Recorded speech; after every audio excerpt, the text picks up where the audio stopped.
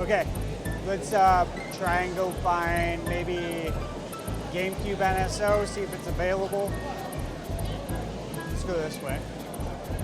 Hey everyone, it's Steve here, and today's video is extra special because we're diving into the GameCube on the Nintendo Switch online NSO service. I had the chance to test out two amazing games, and the Nintendo rep confirmed we'll be getting Soul Calibur 2, Legend of Zelda The Wind Waker, and F-Zero GX at launch. But here's the kicker. I was the first person to ask about the CRT filter and widescreen mode, and I got to test them both out. So let's see how these games play, how the NSO GameCube controller feels, and dive into some memories of this incredible console while you guys check out the gameplay. Now, before we get into all of that, let me share a little personal story about the GameCube. It's not just any console to me, it's part of my personal gaming history, and I can't wait to relive those moments again on the Nintendo Switch too. Is there CRT on it? There is. You're the first person to ask about it. You can throw it right there. CRT filter. We're gonna test it out. Great. All right, cool. Let's try. If you've been following the Nintendo Switch online service, you know it's been amazing to relive some classic NES, SNES, and N64 games. But now the GameCube has officially joined the NSO lineup, and this is a huge moment for Nintendo fans and retro gaming enthusiasts alike. The GameCube era holds so many great memories for me, and getting to play those games again with modern features is a nostalgic dream come true. Now, for those who might not be familiar with the NSO service, it's Nintendo's way of letting players access and play classic titles from old consoles like the NES, N64, and now the GameCube right on the Switch. There's also Game Boy, Game Boy Advance, Game Boy Color, and Sega Genesis. The GameCube joining the lineup is a big deal because it means you'll get to play some of Nintendo's most beloved and innovative titles right from the comfort of your modern console. The addition of these games, along with upgrades like CRT filters and widescreen modes, is the cherry on top. Now, let's quickly talk about the NSO pricing tiers, and here's what you get at each level. So the individual NSO basic membership is $19.99 a year. This is the base membership, which gives you access to the NES and SNES libraries. If you're just looking to revisit the early Nintendo classics, this is a solid option.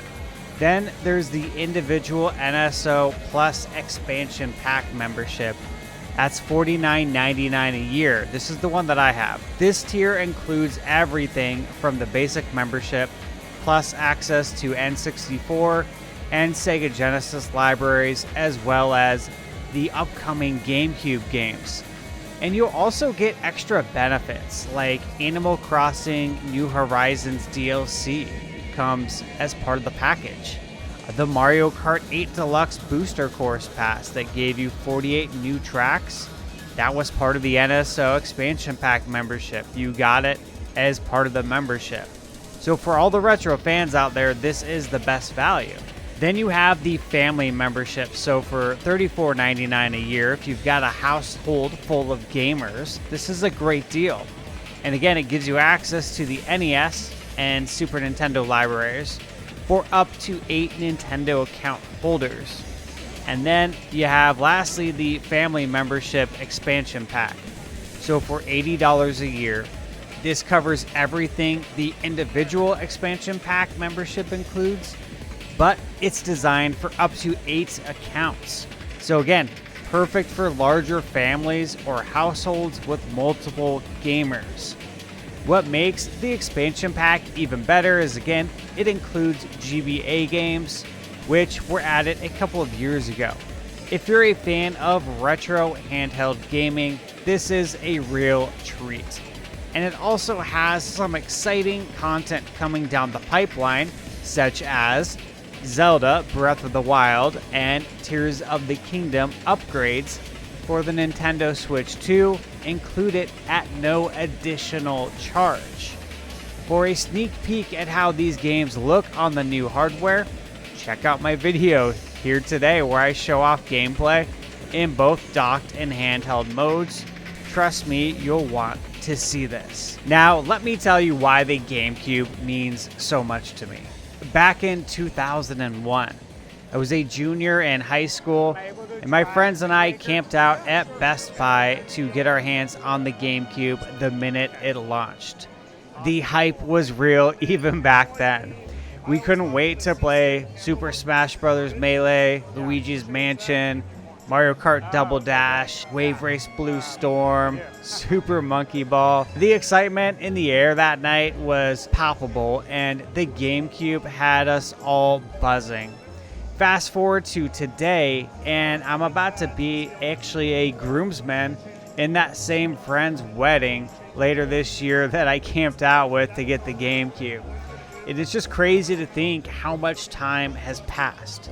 That GameCube launch night is one of those core memories that stands out in my mind, and now having these games available on NSO, it's like I'm reconnecting with my past all over again, and I can't wait to do it. Let's take a moment now to talk about the GameCube's legacy. The GameCube was released in 2001, and it was Nintendo's entry into the 6th console generation. It was often considered an underdog when compared to the PS2 and the Xbox, but it had something special, like it always has, the games. Super Smash Bros. Melee, Legend of Zelda The Wind Waker, Twilight Princess, Metroid Prime, Luigi's Mansion, Super Mario Sunshine. Those are just a few of the iconic titles that defined the console. The GameCube also introduced some groundbreaking features, like the unique handle on the console. Yes, it was portable, kind of. And the mini DVD format for its games, which made it stand out from its competitors, but was also an anti-piracy move for Nintendo.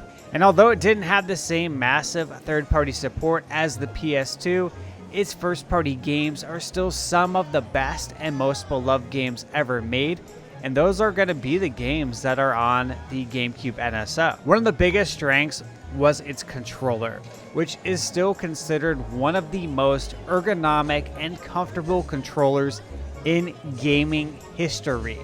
And of course, the GameCube had an iconic color palette. Who can forget that purple GameCube and even the orange one? For me as a Suns fan, I personally loved it since our colors are purple and orange. To this day, the GameCube remains one of the most unique and cherished consoles, and it deserves its place on the NSO service. Now, let's dive into the games. I had the chance to test out F-Zero GX and The Wind Waker, and wow, they're as fun as ever. They look really good. F-Zero GX in widescreen mode looks phenomenal.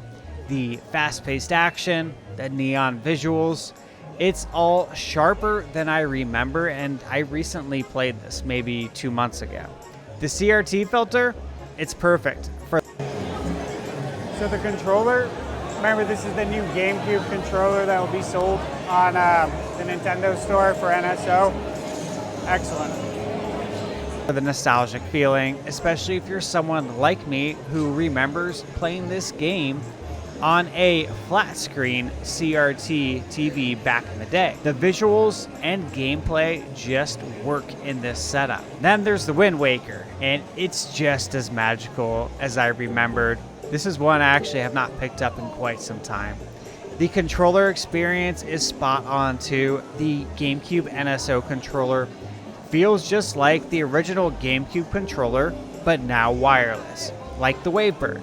It fits perfectly in your hands, and it's honestly one of the most comfortable controllers I've ever used. There's something about the GameCube's controller's ergonomics that just make it feel right, and I can't wait to pick up this controller from the Nintendo online store. Visually, the GameCube games on NSO look amazing.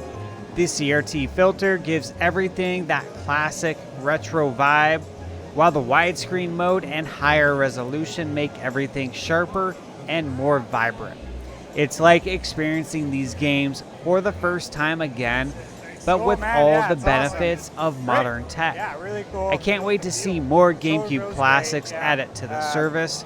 Some of the games like that I'd compared to love the to see on the GameCube NSO Feels great. are, of course, Wave Yeah, Race, I'll be Blue picking it up as Storm, soon as it goes out Star for Fox pre-order. Adventures, Right? Eternal Darkness, Yeah. Luigi's Mansion, Fire Emblem, let's Beautiful see. Joe, Metal Gear Solid, think, The Twin Hades? Snakes, Skies of Arcadia, Hades 2. Super Monkey Wanna see Ball, if that's available. and Paper Mario The Thousand-Year Door.